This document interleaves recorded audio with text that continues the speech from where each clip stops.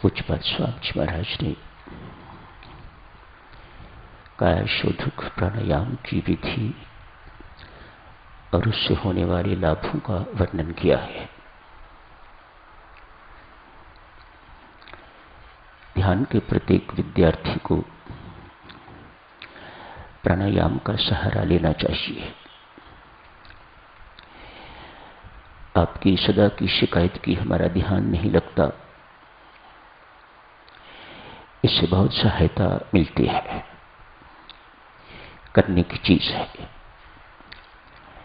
हम प्राणायाम इसलिए करते हैं कि हमें ध्यान अवस्था लाभ हो, हमारा चित्त एकाग्र हो, हमारा मन स्थिर हो। ध्यान से जो लाभ होना चाहिए वह लाभ हमें मिले। स्वामी जी महाराज ने प्रथम 2 पृष्ठों में ध्यान के समय प्राणायाम के लिए निवेदन किया है। अतएव 2 समय आप ध्यान में बैठते हैं, 2 समय ही प्राणायाम के लिए कहा है, प्रातः एवं सायं। हाँ, जिन्होंने प्राणायाम से और लाभ लेने हैं वे ध्यान के समय को छोड़ के और समय प्राणायाम कर सकते हैं, लेकिन हमारी रुचि तो सिर्फ ध्यान अवस्था लाभ करने में है। हमारी रुचि तो आत्मिक उत्थान में है। ये बाकी सब चीजें हमारे लिए सहायक है, ये हमारा लक्ष्य नहीं। हमें प्राणायाम में विशेषज्ञ नहीं बनना, हमें इनसे सहायता लेनी है प्राणायाम से, ताकि हम ध्यानस्थ हो सकें, हम उच्चतम लक्ष्य की प्राप्ति कर सकें। बहुत सरल ढंग से स्वामी जी महाराज ने प्राणायाम की विधि बताई है, कृपया सब देखें। उसके बाद जो कल की चर्चा छोड़ी गई थी उसे जारी रखेंगे। जैसे आप ध्यान मुद्रा में बैठते हैं वैसे बैठिएगा। प्राणायाम साधक्षणों आप ध्यान में बैठने से पहले भी कर सकते हैं, स्फूर्ति मिलती है, झपकी नहीं आती। कम से कम 15 मिनट तो ध्यान के लिए बैठना ही होगा ना, अगर अधिक नहीं तो 15 मिनट में भी यदि झपकी आ गई, 10 मिनट में भी यदि झपकी आ गई तो फिर क्या लाभ हुआ। पहले प्राणायाम करके बैठने से स्फूर्ति बनी रहती है। भीतर में जब आप ध्यानस्थ हैं उस वक्त मन इधर उधर भटके तो उस वक्त भी प्राणायाम का सहारा लीजिए।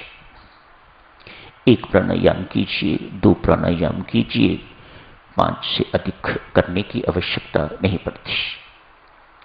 आप 5 प्राणायाम करके बैठ सकते हैं। 1-2 बार बीच में आवश्यकता पड़े तो 1-1 प्राणायाम करके तो आपको ध्यान का पूर्ण लाभ हो जाता है। बहुत अच्छी चीज है ये प्राणायाम ध्यान के विद्यार्थियों के लिए। बाकी लाभ जो स्वामी जी महाराज ने वर्णन किए हैं वे अपनी जगह पर हैं, पर हमें तो ध्यान अवस्था लाभ करने का लाभ इस प्राणायाम से लेना है। देखें कैसे करना होगा। आप ध्यान मुद्रा में क्रॉस लेग चौकड़ी लगा के बैठते हैं। कुछ और भी आप प्रयोग कर सकते हैं, लेकिन हम सभी के सभी लगभग इस सुखासन में ही बैठते हैं। चौकड़ी को हम सुखासन ही कहते हैं। क्रॉस लेग बैठ के तो अपने पहले के प्राणायाम छोड़िए, ध्यान के वक्त प्राणायाम कैसे करना है वैसे ही पहले भी कर सकते हैं। आपने आंख बंद करी हुई है और आंख बंद करके आप त्रिकुटी स्थान को देख रहे हैं। आपकी रीढ़ की हड्डी बिल्कुल सीधी है। इस वक्त आप बिल्कुल निश्चल बैठे हैं, मानो प्रॉपर ध्यान मुद्रा में जिस प्रकार स्वामी जी महाराज ने हमें बैठने के लिए समझाया हुआ है वैसे हम बैठे हुए हैं। प्राणायाम करने की आवश्यकता पड़े तो कीजिए। कब आवश्यकता पड़ेगी? मन विचलित हो गया, संसार में प्रवेश कर गया। आप नहीं चाहते कि ये मन संसार में प्रवेश करे, तो पूरक से शुरू कीजिएगा। एक लंबा श्वास लीजिए। पूज्य प्रेम जी महाराज प्राय डीप ब्रीदिंग कहा करते हैं, डीप ब्रीदिंग किया करो। उनका अभिप्राय भी यही प्राणायाम से ही था। तो आप ऐसे बैठे हुए हैं, आपको झपकी आई, सुस्ती आई या मन विचलित हुआ, आप नहीं चाहते कि ध्यान के समय ये दुष्ट मेरे अंदर आए, आप इन दुष्टों को भगाना चाहते हो, तो एक लंबा श्वास लीजिएगा। बहुत प्रेम पूर्वक लंबा श्वास नाक के माध्यम से लीजिएगा। उस वक्त आपका पेट बाहर उभरे, छाती बाहर उभरे, ताकि अधिक से अधिक वायु बाहर से खींची जा सके। कंधे भी तन जाते हैं। देखें, बहुत प्रेम पूर्वक श्वास लेना। स्वामी जी महाराज ने ऐसे कहा है जैसे एक नवजात शिशु मां का दूध प्रेम पूर्वक पीता है, इसी प्रकार से धीरे धीरे लंबा श्वास लीजिएगा। आवाज आए तो भी ठीक है, आवाज ना आए तो भी ठीक है, कोई जरूरी नहीं है। पेट बाहर उभरे, छाती भी उभरे, कंधे अपने आप तन जाते हैं, ताकि फेफड़ों के लिए स्थान अधिक हो जाए। आप अधिक से अधिक बाहर से वायु, प्राण वायु को ले सकें। एक लंबा श्वास आपने लिया, जब रुक जाए तो अल्पकाल के लिए रुकिएगा, उसे कुंभक कहा जाता है। ये पूरक है। और जब श्वास को रोका जाता है, जबरदस्ती नहीं करनी, बहुत थोड़े समय के लिए रोकना है। इस रोकने को कुंभक कहा जाता है। जब आपने सब कुछ रोका हुआ है, पेट भी बाहर उभरा है, छाती भी बाहर उभरी हुई है और कंधे भी तने हुए हैं, श्वास पूर्ण रूप से आपने भीतर भरा हुआ है, उसके बाद इसको धीरे धीरे बाहर निकालना है। उसे रेचक कहा जाता है। जब श्वास आप बाहर निकालें तो आपकी कोशिश ये होनी चाहिए कि जितना वायु अंदर गया हुआ है वह सारे का सारा खाली हो जाए, निकल जाए। अतएव स्वामी जी महाराज कहते हैं, श्वास छोड़ते समय आपका पेट पीठ की ओर सिकुड़ना चाहिए, अधिक से अधिक पीठ की ओर सिकुड़े, ताकि जितनी भी वायु आपने भी भरी है अंदर फेफड़ों में, वह सारी की सारी बाहर निकल जाए।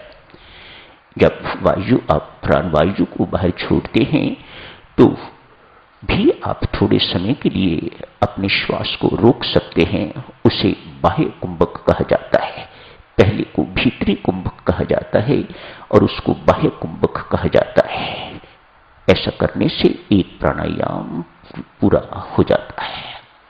5 करने की आवश्यकता हो कीजिएगा, नहीं तो 1-2 से गुजारा कर लीजिएगा। पुनः अर्ज करूंगा, हमारा लक्ष्य प्राणायाम विशेषज्ञ बनना नहीं है देवी। हमारा लक्ष्य मात्र इतना है कि हमारा मन एवं चित्त परमात्मा पर टिका रहे। हम नहीं चाहते कि उस वक्त, ये हर वक्त जो संसार में घूमता रहता है, ध्यान के वक्त भी ये संसार में घूमे। वहां का सीखा हुआ फिर दिन भर यही अभ्यास बना रहना चाहिए कि मन बहुत संसार में न जाए। मन हर वक्त परमात्मा पर, चित्त हमारा परमात्मा पर टिका रहे। तो इस प्रकार से साल चलू, इस बहुत सुंदर विधि की सहायता जो साधक लेना चाहें ले सकते हैं। आपने देख लिया है कितना सरल है, किसी प्रकार की कोई कठिनाई नहीं है। सुनने में शायद कठिनाई हो, लेकिन करने में कोई कठिनाई नहीं। आप करोगे तो बहुत आसानी से सब कर सकते हैं। बच्चे भी कर सकते हैं, युवक भी कर सकते हैं, वृद्ध भी कर सकते हैं, महिला पुरुष हर कोई कर सकता है। बिल्कुल किसी प्रकार की कोई कठिनाई नहीं है। तो पहले श्वास को धीरे धीरे खींचना है। उस वक्त पेट बाहर निकले, छाती भी उभरे, कंधे तन जाएं। थोड़े समय के लिए उसे रोकना है। श्वास जो आपने भीतर भरा है उसे रोकना थोड़े समय के लिए, जबरदस्ती नहीं करनी ना। बिल्कुल, हाँ। ये कहा जाता है कुंभक जितना साधक लंबा कर सकता है, पर वह प्राणायाम के जो जानकार हैं वे करते होंगे। हमारे लिए इतना पर्याप्त है। हाँ, ऐसी अवस्था आपको मिल जाए तो कुंभक का बहुत महत्व है। बाह्य कुंभक का भी और भीतरी कुंभक का भी, मानो श्वास को रोकने का। पर ये हमारे लिए बिल्कुल आवश्यक नहीं है, हमारे पास इतना समय नहीं है। तो थोड़ा सा कुंभक करके तो रेचक कीजिएगा, इस श्वास को बाहर छोड़िएगा। उस वक्त आपका पेट भीतर, पीठ की ओर जाना चाहिए, अंदर की ओर जाना चाहिए, ताकि फेफड़ों में जितना भी प्राण वायु आपने भरा है वह बाहर निकल सके। उसे फिर थोड़ी देर के लिए रोकिएगा। इस प्रकार से एक प्राणायाम पूरा हो जाता है। करना साधक चुनो। हम सब ध्यान के विद्यार्थी हैं, इससे बहुत लाभ होता है। हर साधक को इस लाभ को लेना चाहिए, इससे वंचित नहीं रहना। बहुत लाभ देता है। मैंने सिर्फ ध्यान के समय ही वर्णन किया है और ध्यान का ही लाभ आपकी सेवा में अर्ज किया है। और अनेक लाभ हैं प्राणायाम के, वे स्वामी जी महाराज ने अगले पृष्ठ में वर्णित किए हैं। आप प्राणायाम के बारे में बहुत कुछ सुनते हो, जो कुछ सुनते हो ठीक होगा, वह सत्य होगा। प्राणायाम अपने आप में बहुत अच्छी चीज है, बहुत अच्छी सहायता है ध्यान अवस्था लाभ करने के लिए। हमें दूसरे रोगों को ठीक करने के लिए प्राणायाम नहीं करना। आप करना चाहते हैं कीजिएगा, पर मैं तो एक रोग की बात करता हूं। मुझे तो उस रोग से ही कंसर्न है, और वह है मन का संसार में भटकना। ये नहीं होना चाहिए। यदि ये रोग बना रहा, शरीर के सारे रोगों से भी आप मुक्त हो जाओगे तो आपको मुक्ति नहीं मिलने वाली। मुक्ति तो तभी मिलेगी जब मन संसार में जाना बंद कर देगा और परमेश्वर पर टिकना सीख जाएगा, परमेश्वर पर टिका रहेगा, तभी आप मुक्ति के अधिकारी बन सकोगे। मुझे तो सिर्फ मेरी माताओं सज्जनों सिर्फ इसी रोग की चिंता है, और इसी रोग को दूर करने के लिए आपकी सेवा में रोज 2 शब्द किसी न किसी प्रकार से अर्ज कर देता हूं। कल की चर्चा, वे महिला, वे रोहिणी जिसका मुख खराब हो गया हुआ था, अपने भाई के कहने से उसने सिमरन एवं सेवा का सहारा लिया है। गुरु महाराज एक आश्रम बना रहे हैं, उसे वहां कहा है आने के लिए। तन से, मन से, धन से इस स्थान की सेवा कर। उस बच्ची ने ऐसा ही किया है, श्रद्धापूर्वक किया है। जितना धन दे सकती थी वह धन दिया, तन से सेवा की, मन से सेवा की, श्रद्धापूर्वक प्रेमपूर्वक सेवा एवं सिमरन साथ साथ किया है। थोड़ी ही देर के बाद उसका रोग खत्म हो गया है। प्रसन्न भी होगी। आज संत से मिलन हुआ है तो संत समझा रहे थे कल, आज उसी चर्चा को आगे करते हैं। संत समझा रहे थे, रोहिणी बिटिया तू जानती है ना कि तेरा रोग, कोई दवाई तो इतने दिन में तूने दी नहीं। जितने दिन यहां पर तूने सेवा की है, सिमरन किया है, कोई दवाई लोकल एप्लीकेशन या कोई अंदर की दवाई खाई तो नहीं। हाँ, सिमरन किया है, सेवा की है, पर इतने दिन अहम याद नहीं आया। इतने दिन तेरा अहम जिसके कारण ये रोग था, तेरा अहंकार जिसके कारण ये रोग था, अहंकार था तो उसको ठेस लगती थी कि क्रोध भी उत्पन्न होता था। ईर्ष्यालु स्वभाव है तेरा। इन 3 दुर्गुणों के कारण तेरा रोग ये बना हुआ था। ये तीनों के तीनों रोग इतनी देर दबे रहे। न अहंकार आया, न क्रोध, और न ही ईर्ष्यालु स्वभाव ही तो प्रयोग कर सके। इन कुछ महीनों में ये तीनों के तीनों दुर्गुण तेरे दबे रहे, तीनों के तीनों विकार तेरे दबे रहे, और तेरा रोग भी खत्म हो गया। तो स्पष्ट है देवी, बिना दवाई रोग ठीक हुआ है, तो जो कारण थे रोग के वह कारण मिटे तो तेरा रोग ठीक हो गया। मेरी माताओं सज्जनों, ये रोग हैं दूर करने वाले। इन रोगों को दूर करने के लिए ही आप यहां आते हो। इन रोगों से दूर कैसे रहा जाए, इस विधि को सीखने के लिए ही और इस विधि को अपनाने के लिए ही यहां आते हो। शरीर के रोगों के लिए साधक डॉक्टर की जरूरत है, कोई शक नहीं। आप जाते हो, भागते भागते जाते हो, बड़े बड़े अस्पतालों में भी जाते हो, स्पेशलिटी हॉस्पिटल्स उनके यहां भी जाते हो अपने शरीर के रोग ठीक करने के लिए। कोई बात नहीं है। संत महात्मा यहां स्पष्ट करते हैं, इन विकारों को दूर करने के लिए एक ही औषधि है और वह है राम नाम। सत्संगति के माध्यम से ये राम नाम की उपासना आपको सत्संगति प्रेरित करती है इस उपासना के लिए। इसीलिए आप यहां बैठे हुए हो। इस उपासना से ये विकार दूर होंगे, इस उपासना से ये रोग दूर होंगे। ये रोग डॉक्टरी इलाज से दूर नहीं होते। ये रोग डॉक्टर विशेषज्ञ जो हैं, जो स्पेशलिस्ट्स हैं, जो डिफरेंट स्पेशलिटीज हैं, उनके रोग ये दूर करने की उनके पास विधि नहीं है। उनकी विधि सत्संगति से ही मिलती है और सत्संगति प्रेरणा देती है। इस विधि को अपनाते रहिएगा। आप इस वक्त उसी विधि को अपना रहे हो, इसी विधि को आपने अपनाया है। अभी आपने अमृतवाणी का पाठ किया है, ये राम नाम उपासना की विधि है। भक्ति प्रकाश का पाठ आपने किया है, ये नाम की उपासना की विधि है।